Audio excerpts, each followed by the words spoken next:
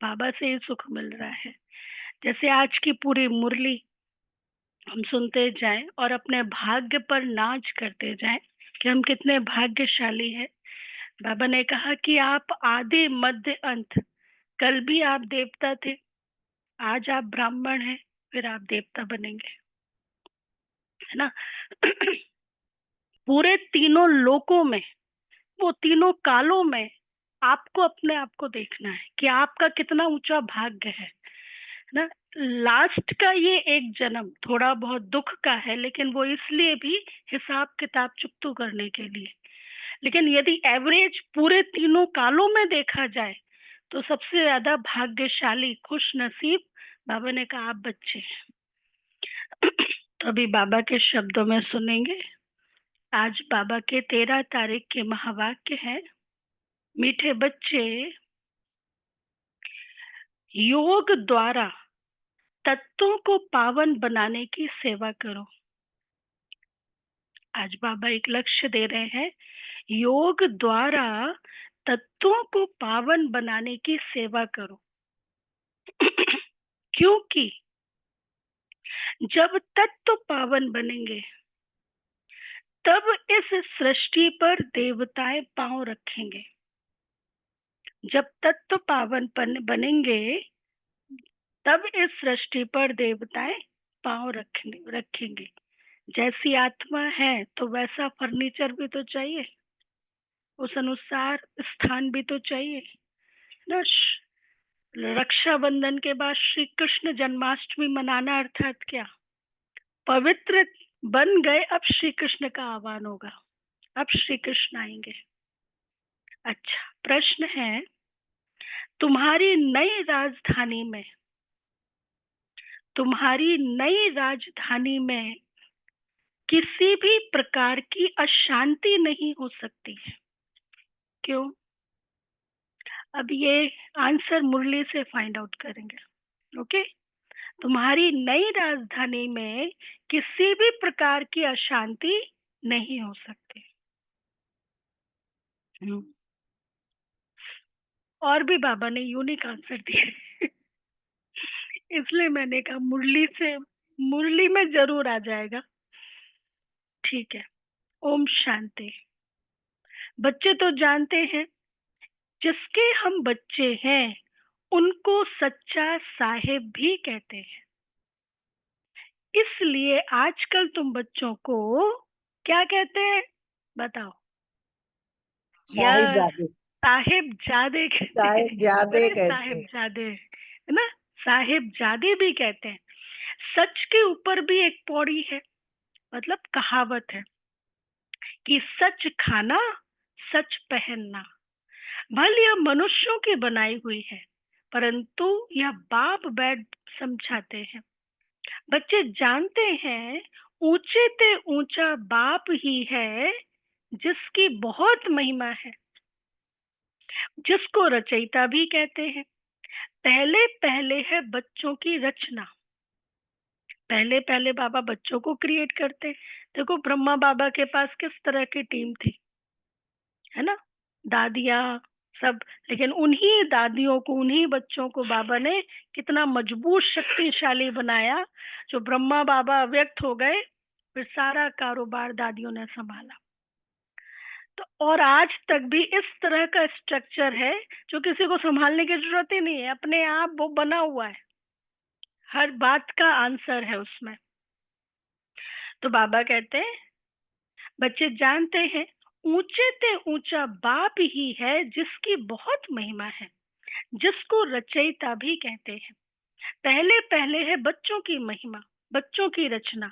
बाप के बच्चे है ना, सब आत्माएं बाप के साथ रहती हैं। उनको कहा जाता है बाप का घर, स्वीट होम, जहां हम एक परिवार की रीति से एक घर में रहते हैं। यह कोई होम नहीं है, बच्चों को मालूम है, वह हमारा स्वीटेस्ट बाप है। स्वीट होम है शांति धाम। फिर सत्युग भी स्वीट होम कहेंगे। क्यों? सत्युग भी स्वीट होम है, क्योंकि वहां हर घर में शांति रहती है। यहाँ घर में लौकिक माँ बाप के पास भी अशांति है, तो दुनिया में भी अशांति है। एक घर में झगड़ते रहते हैं, तो दुनिया में भी अशांति है। वहां तो घर में भी शांति, तो सारी दुनिया में भी शांति रहती है। और क्वेश्चन था, तुम्हारी नई राजधानी में किसी भी प्रकार की अशांति नहीं हो सकती है, क्यों? अभी और आएगा आंसर। तो वहां पे और फिर और इसको छोटा करें, घर में शांति कब रहती है? जब मन में शांति है। तो इस बात से आंसर निकाल सकते हैं, आज जो विश्व में अशांति हुई पड़ी है, बाहर बाहर से ठीक करने की जरूरत नहीं, पहले अंदर में ठीक करने की जरूरत है ना। कितना अच्छा बाबा ने एग्जाम्पल दिया। वहां पे घर में भी शांति है, तो बाहर में भी शांति है। यहाँ पे घर में भी अशांति, तो बाहर में भी अशांति।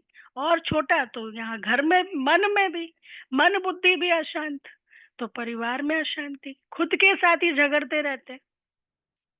तो बाबा कहते हैं सत्युग में, हाँ, वहां तो घर में भी शांति, तो सारी दुनिया में भी शांति रहती है। सत्युग में नई छोटी दुनिया कहेंगे। यह पुरानी कितनी बड़ी दुनिया है। सत्युग में छोटी दुनिया होती है, कम लोग होते हैं। यह पुरानी कितनी बड़ी दुनिया है। सत्युग में सुख शांति है, कोई हंगामे की बात नहीं है। क्यों? क्योंकि बेहद के बाप से शांति का वर्षा मिला हुआ है। क्योंकि बेहद के बाप से शांति का वर्षा मिला हुआ है। गुरु गोसाई, ये किसने सिलेक्शन किया है? जैसे होता है ना कि भाई किसकी सिलेक्शन है? उस पिता की, उस ऑलमाइटी की सिलेक्शन है। गुरु गोसाई आशीर्वाद देते हैं, पुत्रवान भव, आयुष्यवान भव। यह कोई नई आशीर्वाद नहीं देते हैं, बाप से तो ऑटोमेटिकली वर्षा मिलता है। अब बाप ने तुम बच्चों को स्मृति दिलाई है, जिस पारलौकिक बाप को भक्ति मार्ग में सभी धर्म वाले याद करते हैं जब दुख की दुनिया होती है। यह है ही पतित पुरानी दुनिया। नई दुनिया में सुख होता है, अशांति का नाम नहीं। अभी तुम बच्चों को तो पवित्र गुणवान बनना है, नहीं तो नहीं तो बहुत सजाएं खानी पड़ेंगी। बाप के साथ साथ बाप धर्मराज भी है, हिसाब किताब चुकतू कराने वाला है। ट्रिब्यूनल बैठती है ना, कचहरी, ट्रिब्यूनल बैठती है ना, वो जो होंगे जुडिशरी में वो बताएंगे क्या फर्क है कोई जुडिशरी में यहाँ पे। हाँ, लेकिन थोड़ा दीदी बताते हैं उस चीज को, दीदी ने एक दो बारी बताया है। कई सारे हैं। हाँ हाँ।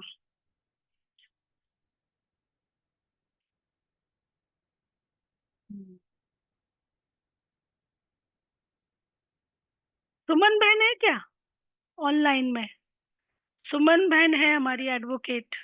हाँ सुमन बहन, ट्रिब्यूनल और कोर्ट में क्या अंतर होता है?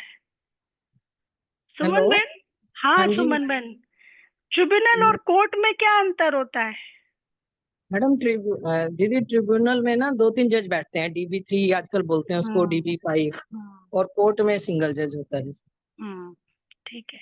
तो बाबा क्या कहता है, वहां पे ट्रिब्यूनल बैठेगी, एक नहीं होगा, कई सारे होंगे। ट्रिब्यूनल अष्ट है ना, जो अष्ट ट्रिब्यूनल बैठती है ना, पापों की सजाएं तो जरूर मिलनी है। जो अच्छी रीति मेहनत करते हैं वह थोड़े ही सजाएं खाएंगे। पाप की सजा मिलती है जिसको कर्म भोग कहा जाता है ना, पाप का फल नहीं कहते। बीज डालो, जैसा कर्म करेंगे वैसा फल मिलेगा, लेकिन पाप की सजा कहते हैं, पाप का फल, सजा मिलेगी। तो बाबा कहते हैं जिसको कर्म भोग कहा जाता है, या तो रावण का पराया राज्य, इसमें अपार दुख है। राम राज्य में अपार सुख होते हैं। तुम समझाते तो बहुतों को हो, फिर कोई झट समझ जाते हैं, कोई देरी से समझते हैं। कम समझते हैं तो समझो इसने भक्ति देरी से की है। बाबा कहते कोई कम समझते हैं तो समझो इसने भक्ति देरी से की है। जिसने शुरू से भक्ति की है वह ज्ञान को भी जल्दी समझ लेंगे, क्योंकि फिर उनको आगे नंबर में जाना है। फिर शुरू शुरू से भक्ति वो शुरू करेंगे। तुम जानते हो हम आत्माएं कहाँ से आई है? तो वही जाना है। नहीं, नहीं ऐसी बात नहीं है। बाबा कहता last so fast, fast so first भी जा सकता है।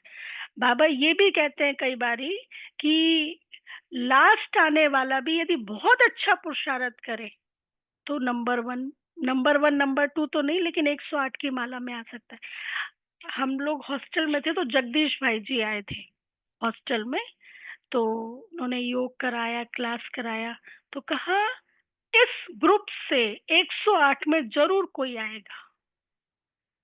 इस ग्रुप से मतलब हम लोग तो छोटे ही छोटे हैं उस समय, कितना 90s, तो इस ग्रुप से जरूर कोई ना कोई आएगा 108 में। तो मतलब 108 में, अब वो तो वो बाबा ही जाने।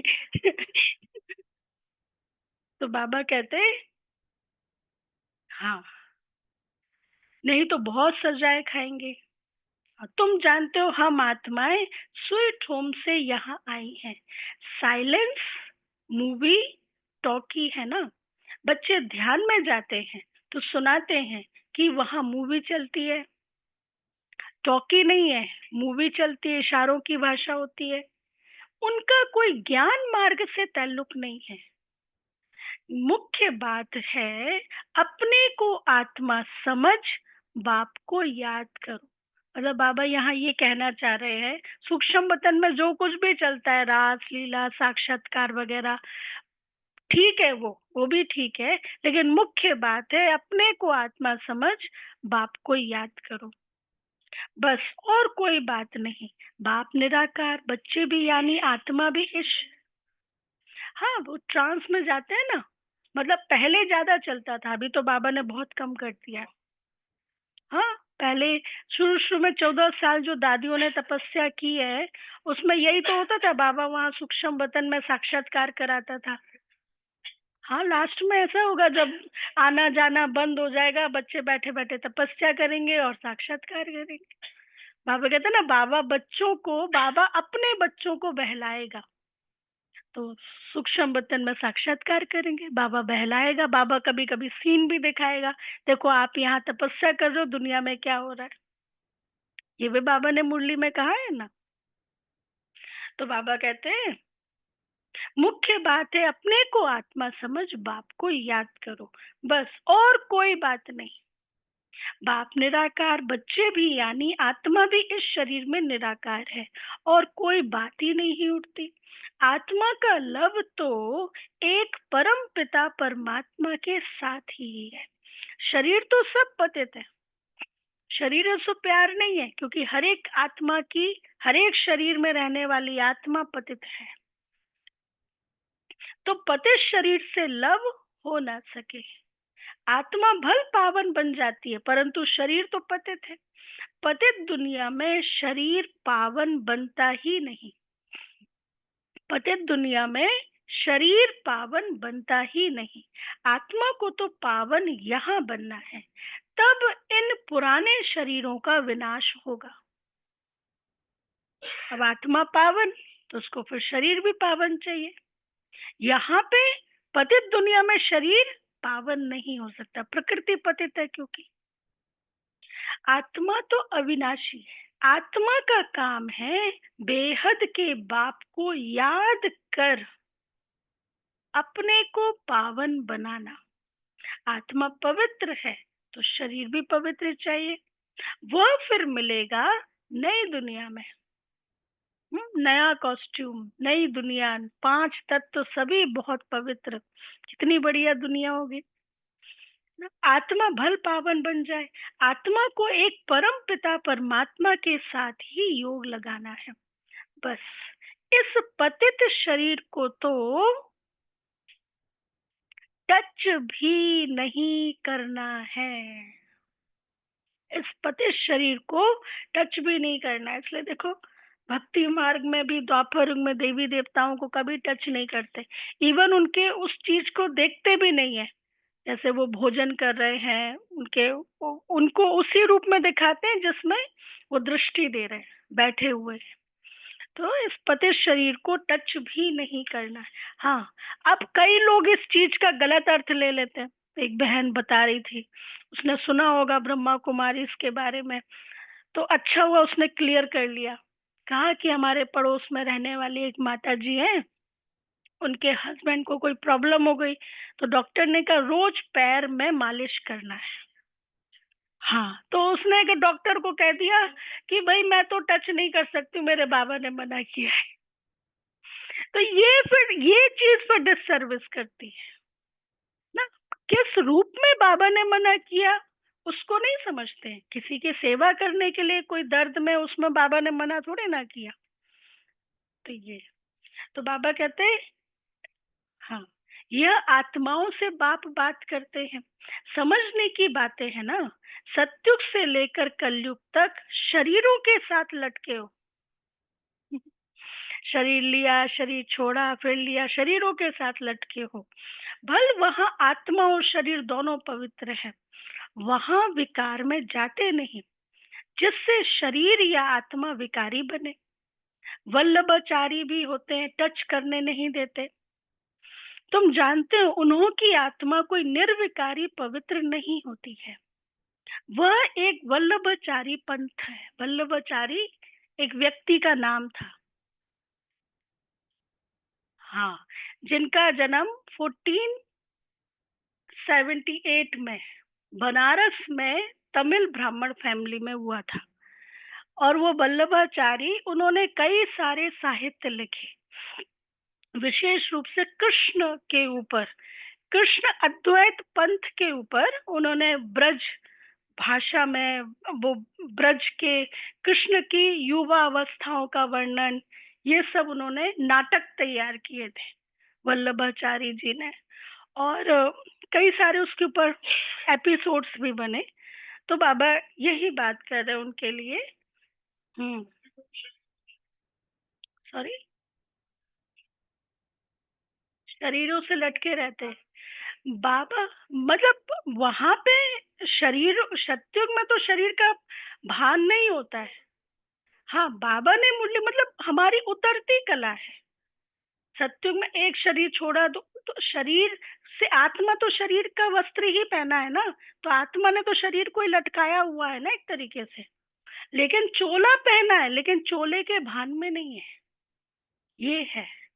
एक होता है चोला पहना है, बहुत टाइट है, तो वो, ये कपड़ा ऐसा है, ये कपड़ा ऐसा है। दूसरा तो चोला पहना है, इजी है, उस कॉन्शियस में नहीं है। तो ये भाव है ना। तो, तो बाबा कहते हैं वह एक वल्लभाचारी पंथ है, जो अपने को ऊंच कुल वाले समझते हैं, शरीर को टच करने नहीं देते हैं। यह नहीं समझते कि हम विकारी अपवित्र हैं। खुद ये नहीं समझते कि हम विकारी अपवित्र हैं। शरीर तो भ्रष्टाचार से पैदा हुआ है। यह बातें फिर बाप आकर समझाते हैं। आत्मा पावन बनती जाती है तो फिर शरीर भी बदली करना पड़े। पावन शरीर तो तब बने जब 5 तत्व भी पावन बन जाए। सत्युग में तत्व भी पवित्र होते हैं, तब शरीर भी पवित्र बनते हैं। इसलिए अभी बाबा ने आज टारगेट दिया है, होमवर्क दिया है मीठे बच्चे में। क्या? तुम्हें तत्वों को भी पावन बनाने की सेवा करनी, तब तो विश्व कल्याणकारी कहेंगे। उसमें तो सारी सृष्टि आ जाती है ना। तो ये देवताएं पतित शरीर में, पतित धरनी पर पैर नहीं रखते हैं। उनकी आत्मा और शरीर दोनों पवित्र पावन होते हैं, इसलिए वह सत्युग में ही पैर रखते हैं। यह है पतित दुनिया, इसलिए देवी देवता यहाँ पैर नहीं रख सकते। आत्मा पारलौकिक बाप परमात्मा को याद करती है। एक है शारीरिक बाप और एक है अशरीरी बाप। एक है शारीरिक बाप और एक है अशरीरी बाप, शिव बाबा। अशरीरी बाप को याद करते हैं क्योंकि उनसे ऐसा सुख का वर्षा जरूर मिला है जो याद करने बिगर रह नहीं सकते। इतना सुख का वर्षा बाबा ने दिया है जो याद करने बिगर रह नहीं सकते। भल इस समय तमो प्रधान बने हैं तो भी उस बाप को जरूर याद करते हैं, परंतु यह फिर उल्टी शिक्षा मिलती है कि ईश्वर सर्वव्यापी है।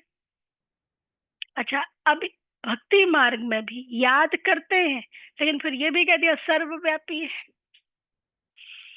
फिर इस बात में भी मूंझ पड़ते हैं कि मनुष्य मनुष्य ही बनता है। यह सब भूलें बाप आकर समझाते हैं। हाँ हाँ, बाप एक ही मन मनाभव का मंत्र देते हैं। मन मनाभव, मन ही मन मुझे याद करो, उनका भी अर्थ चाहिए।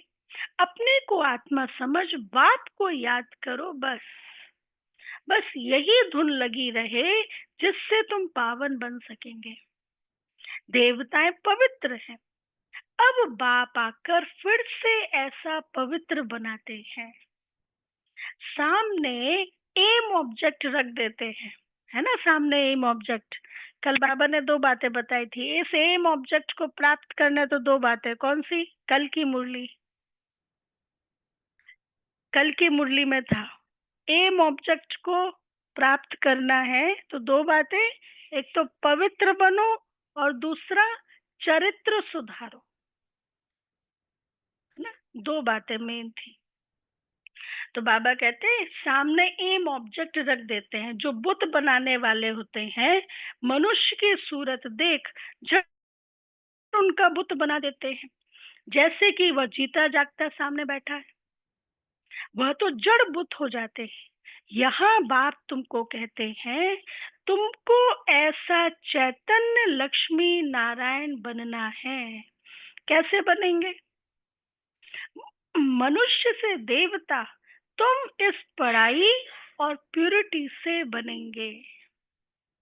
यह स्कूल है ही मनुष्य से देवता बनने का। वह जो बुत आदि बनाते हैं, मूर्तियां वगैरह बनाते हैं, तो बाबा ने कहा वह जैसे आर्ट है। वह बुत बनाते हैं, वह तो आर्ट कहा जाता है। हू बहू वही शक्ल आदि बनाते हैं, इसमें फिर हू बहू की बात ही नहीं है। हम सत्युग में जाएंगे तो फीचर्स वगैरह सब चेंज हो जाएगा। कलयुग की कोई भी चीज सत्युग में नहीं हो सकती। यह तो जड़ चित्र है, वहां तो तुम नेचुरल चैतन्य बनेंगे ना, नेचुरल रीति से तुम देवी देवता बनेंगे। 5 तत्वों का चैतन्य शरीर होगा। यह तो जड़ चित्र मनुष्यों का बनाया हुआ है। जो देवी देवता है ये तो जड़ चित्र रूप में, तुम तो सब प्रैक्टिकल में देवी देवता कहलाएंगे। हू बहू तो हो ना सके क्योंकि देवताओं का फोटो तो निकल ना सके। ध्यान में भल साक्षात्कार करते हैं परंतु फोटो निकल ना सके। अब जैसे बाबा जो साक्षात्कार कराते हैं, अब फोटो थोड़ी ना उसका कोई निकाल सकता, और बाबा जो दिखाते हैं वैसा कोई पेंटर यहाँ बना नहीं सकता। जो हमारे जितने भी चित्र बने हैं वो कैसे बने हैं?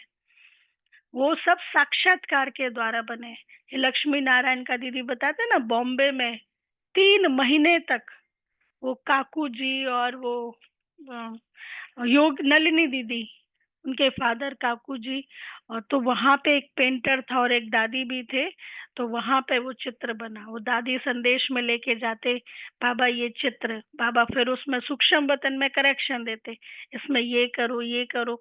यहाँ वहां बाबा बताते, यहाँ पे दादी उस पेंटर को एक्सप्लेन करती। तो मम्मा भी उस समय बॉम्बे में थे, तो फिर 3 महीने लग गए थे उस चित्र को बनाने में। मतलब एक एक चीज बाबा ने बताई कि माला कैसी होनी चाहिए, किस पोज में खड़ा होना चाहिए, मुकुट किस तरह का होना चाहिए, एक एक चीज बाबा ने वहां वो उसमें चित्र में बताई। इसलिए देखो हमारा जो लक्ष्मी नारायण का चित्र है और दुनिया के जो चित्र हैं कितना अंतर है। अभी तो वो हमारे चित्र से कॉपी करने लगे दुनिया वाले। तो बाबा कहते हैं कितना वंडरफुल ज्ञान है, यह बुद्धि में ठहरे भी तब। ये ज्ञान बुद्धि में कब ठहर सकता है? सोने का बर्तन, जब तुम्हारे दिल की सफाई हो। सच, सच्चे दिल पर साहब राजी, मतलब साहब की बातें भी समाती जाती हैं। सबकी बुद्धि में यह बातें ठहर ना सके। मेहनत चाहिए, मेहनत बगैर कोई फल थोड़े ही मिल सकता है। बाप तो पुरुषार्थ कराते रहते हैं, भल ड्रामा अनुसार ही होता है, परंतु पुरुषार्थ तो करना होता है। ऐसे थोड़े ही बैठ जाएंगे, ड्रामा में होगा तो हमसे पुरुषार्थ चलेगा। अब कहते ऐसे थोड़ा ना कि ड्रामा में होगा तो पुरुषार्थ चलेगा।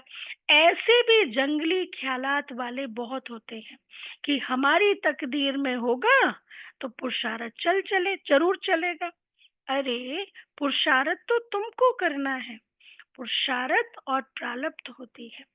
मनुष्य पूछते हैं पुरुषार्थ बड़ा या प्रारब्ध बड़ी? प्रारब्ध मतलब भाग्य, कर्म बड़ा या भाग्य बड़ा? सदियों से ये प्रश्न चला आ रहा है, कर्म बड़ा या भाग्य बड़ा? अब बड़ी तो प्रारब्ध होती है, परंतु पुरुषार्थ को परंतु पुरुषार्थ को बड़ा रखा जाता है, जिससे प्रारब्ध बनती है। क्योंकि क्योंकि क्योंकि कर्म एक बीज है, बीज का फल कितने सारे निकलेंगे, तो वो प्रारब्ध ना। तो हाँ, तो एक का पदम गुणा मिलता है ना। यदि संगम युग पर यदि हम लें तो प्रारब्ध उच्च जितने बाबा कहते ना, एक का पदम गुणा। अभी पुरुषार्थ तुम एक गुना करते हो, उसका पदम गुणा तुमको पुरुषार्थ का फल मिलता है। तो इस रूप से बाबा कहते हैं। तो बाबा कहते हैं परंतु पुरुषार्थ को बड़ा रखा जाता है, जिससे प्रारब्ध बनती है। हर एक मनुष्य मात्र को पुरुषार्थ से ही सब कुछ मिलता है, बैठे बैठे नहीं मिलती थाली। पुरुषार्थ से ही सब कुछ मिलता है। इसलिए कहते हैं ना, बिना मरे स्वर्ग नहीं मिल सकता, कुछ पाने के लिए मेहनत करनी होती है। कोई ऐसे भी पत्थर बुद्धि हो पड़ते हैं जो उल्टा उठा लेते हैं, जो भाग्य में होगा वो मिल जाएगा।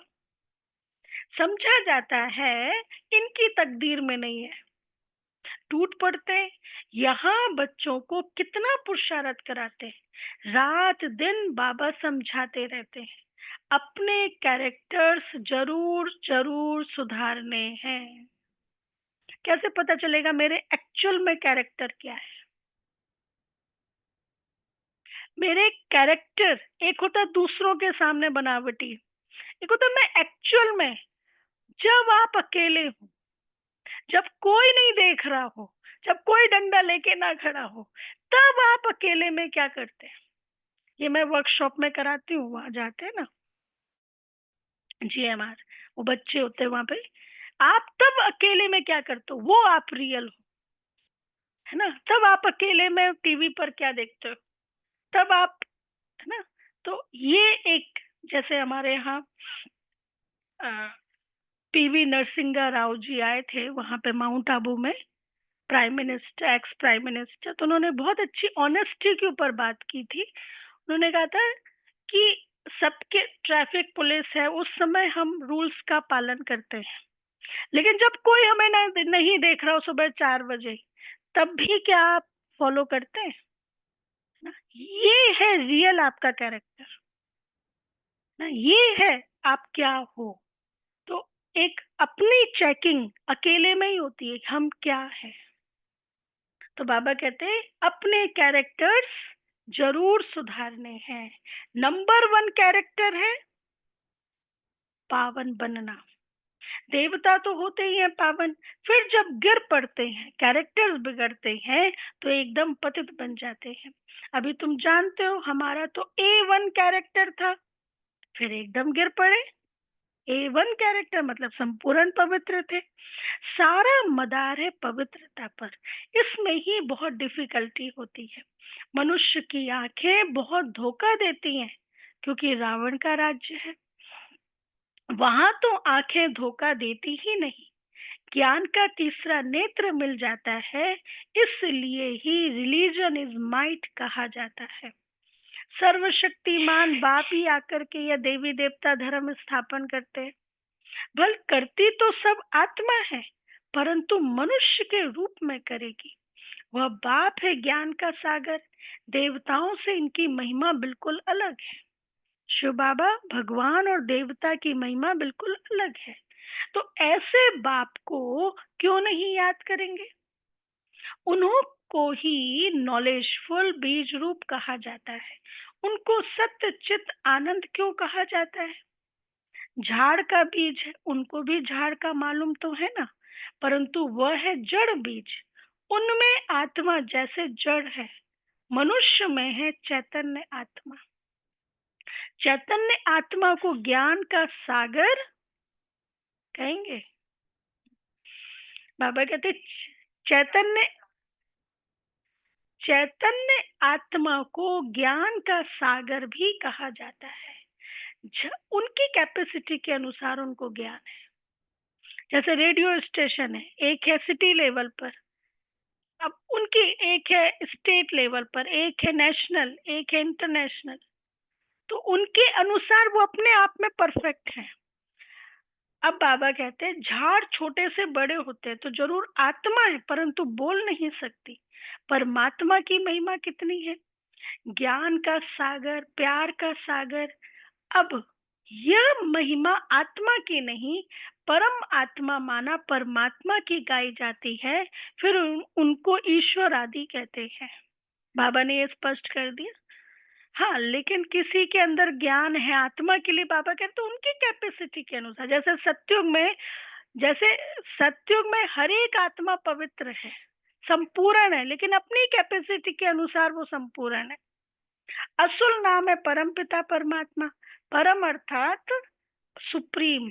महिमा भी बड़ी भारी करते हैं। अभी दिन प्रतिदिन महिमा भी कम होती है, क्योंकि पहले बुद्धि सतो थी, फिर रजो तमो प्रधान बन जाती है। यह सब बातें बाप ही आकर समझाते हैं। मैं हर 5,000 वर्ष बाद आकर पुरानी दुनिया को नई दुनिया बनाता हूँ। गायन भी है ना, सत्युग आदि भी है सत्य, होशी भी सत्य, मतलब सत्युग पहले भी सच था, आगे भी सच है। कोई पौड़ी अच्छी बनाई हुई है, मतलब कहावत, युक्ति, क्योंकि वह तो फिर भी इतने पतित नहीं है। पीछे आने वाले इतने पतित नहीं होते, मतलब जो द्वापर युग में आते हैं धर्म स्थापक, वो इतने पतित नहीं होते जितने देवी देवता पतित बन जाते हैं। भारतवासी ही बहुत सतो प्रधान थे, फिर वही बहुत जन्मों के अंत में तमो प्रधान बने हैं। भारतवासी ही बहुत सतो प्रधान थे, फिर उस कंपैरिजन में वो बहुत तमो प्रधान बने हैं। और धर्म स्थापकों के लिए कहेंगे नहीं, उनके लिए ऐसे नहीं कहेंगे। वह ना इतने सतो प्रधान बनते, ना इतना तमो प्रधान बनते। ना बहुत सुख देखा है, ना बहुत दुख देखेंगे। सबसे जास्ती तमो प्रधान बुद्धि किसकी बनी है? सबसे जास्ती तमो प्रधान बुद्धि किसकी बनी है? जो पहले पहले देवी देवता थे ना, वही सब धर्मों से जास्ती गिरे हैं। भल भारत की महिमा करते हैं, क्योंकि बहुत पुराना है, सनातन काल सबसे पुराना। भारत से ही तो सब धर्म गए हैं, बहुत पुराना है। विचार किया जाए तो इस समय भारत बहुत गिरा हुआ है। मतलब पापाचार, भ्रष्टाचार, हर चीज की ग्लानि हो गई है, बहुत गिरा हुआ है ना। उत्थान और पतन भारत का ही है, अर्थात देवी देवताओं का है। यह बुद्धि से काम लेना है। हमने सुख भी बहुत देखे हैं जब सतो प्रधान थे, फिर फिर दुख भी बहुत देखे हैं क्योंकि तमो प्रधान है। मुख्य है ही चार धर्म। कौन कौन से? डिटीज्म, इस्लामिज्म, बुद्धिज्म और क्रिश्चियनिज्म। बाबा ना, बाकी इनसे वृद्धि होती गई है। ये मुख्य चार धर्म। इन भारतवासियों को तो पता ही नहीं पड़ता कि हम किस धर्म के हैं, क्योंकि कन्वर्ट हो गए हैं, उसी को सच्चा समझने लगे। धर्म का मालूम न होने कारण धर्म ही छोड़ देते हैं। वास्तव में सबसे मुख्य धर्म है आदि सनातन देवी देवता धर्म, शुरू से चला आया है, परंतु अपने धर्म को भूल गए हैं। जो समझू सयाने हैं वह समझते हैं इन्हों का अपने धर्म में ईमान नहीं है। मतलब जो समझदार है वो सोचते हैं इनमें अपने धर्म का ईमान नहीं, मतलब इसलिए कन्वर्ट हो जाते हैं। विश्वास नहीं है इसलिए तो दूसरे धर्म में कन्वर्ट हो जाते हैं ना। नहीं तो भारत क्या था, अभी क्या बन गया है।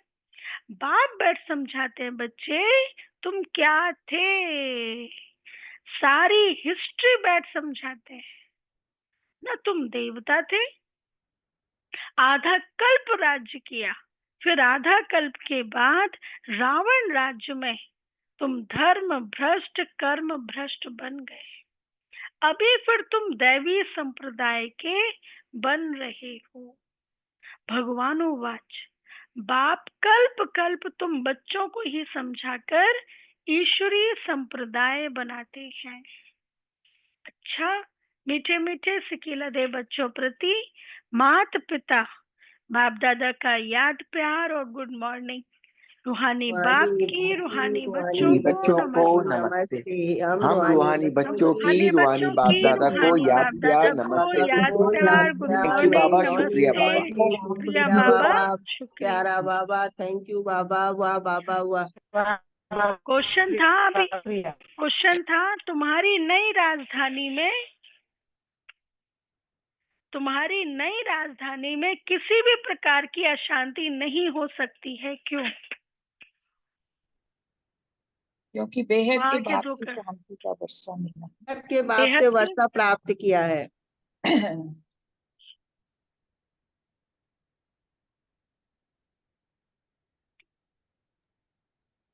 क्योंकि हमको बाप से वर्षा मिला हुआ है। हाँ, बाप से वर्षा मिला हुआ है, और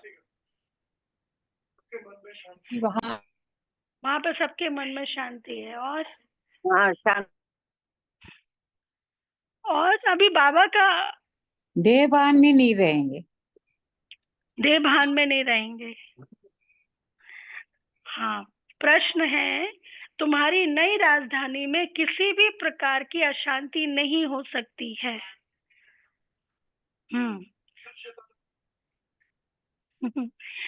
क्योंकि फर्स्ट पॉइंट, क्योंकि वह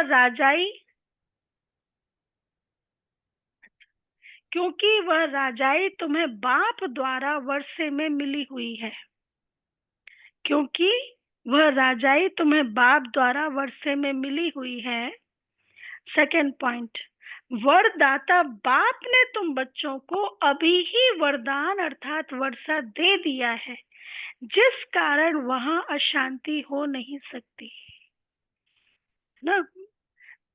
अभी ही बाबा हमें वो वर्षा देते हैं जिस कारण अशांति हो नहीं सकती। अच्छा, फिर उसके बाद तुम बाप का बनते हो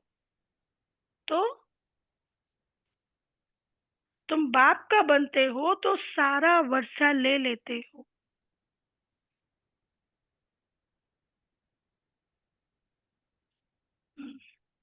अच्छा, मेन तो वर्षे के ऊपर है।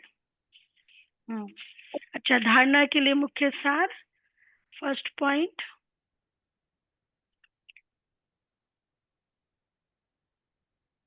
अपने दिल की सफाई से, अपने दिल की सफाई से बाप के वंडरफुल ज्ञान को जीवन में धारण करना है। अपने दिल की सफाई से बाप के वंडरफुल ज्ञान को जीवन में धारण करना है। पुरुषार्थ से ऊंच प्रारब्ध बनानी है। पुरुषार्थ से ऊंच प्रारब्ध बनानी है। ड्रामा कहकर ठहर नहीं जाना है। ड्रामा कहकर ठहर नहीं जाना है कि जो ड्रामा में होगा वो बन जाएंगे। नहीं, पुरुषार्थ से ऊंच प्रारब्ध बनानी। सेकंड पॉइंट, रावण राज्य में क्रिमिनल आंखों के धोखे से बचने के लिए, रावण राज्य में क्रिमिनल आंखों के धोखे से बचने के लिए ज्ञान के तीसरे नेत्र से देखने का अभ्यास करना है। ज्ञान के तीसरे नेत्र से देखने का अभ्यास करना, मतलब आत्मिक दृष्टि। दो नेत्र ये, तीसरा नेत्र आत्मा। ज्ञान के तीसरे नेत्र से देखने का अभ्यास करना है। पवित्रता जो नंबर 1 कैरेक्टर है, पवित्रता जो नंबर 1 कैरेक्टर है, उसे ही धारण करना है। उसे ही धारण करना है। वरदान है, ब्राह्मण जन्म की जन्म पत्री को जान। ब्राह्मण जन्म की जन्म पत्री को जान, सदा खुशी में रहने वाले श्रेष्ठ भाग्यवान भव।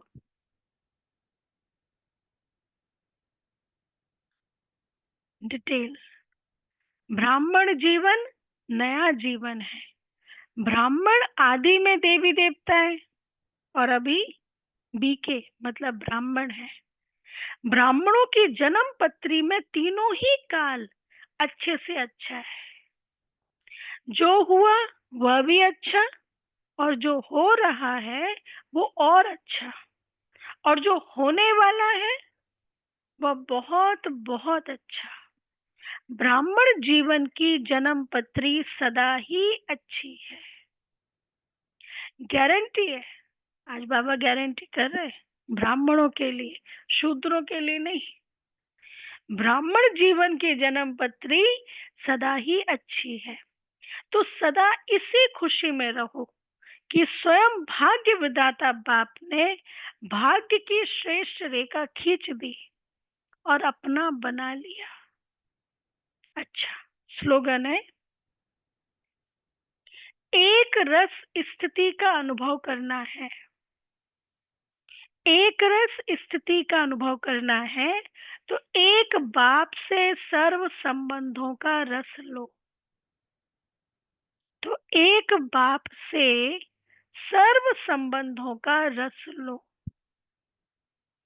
अच्छा, अव्यक्त इशारे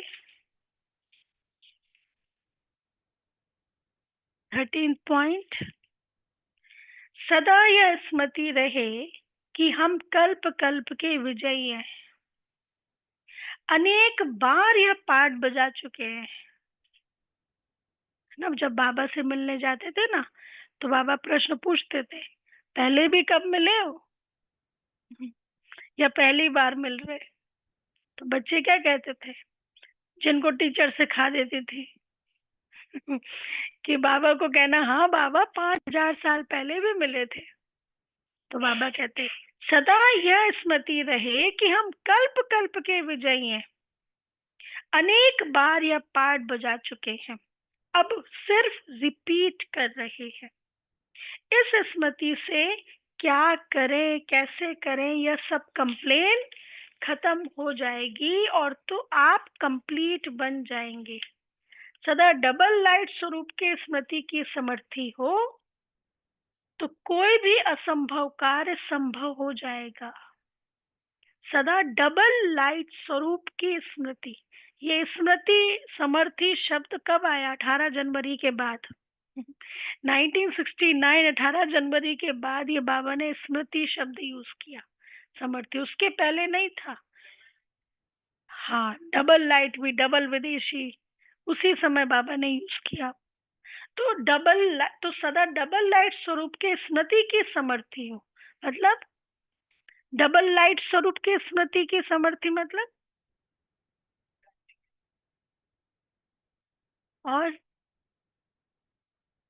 फील भी कर रहे हैं, है ना। एक होता है मैं मास्टर सर्वशक्तिवान हूँ, दूसरा मैं हूँ ही हूँ, जैसे अभी अव्यक्त मुरली में था ना, इस संडे की मुरली में।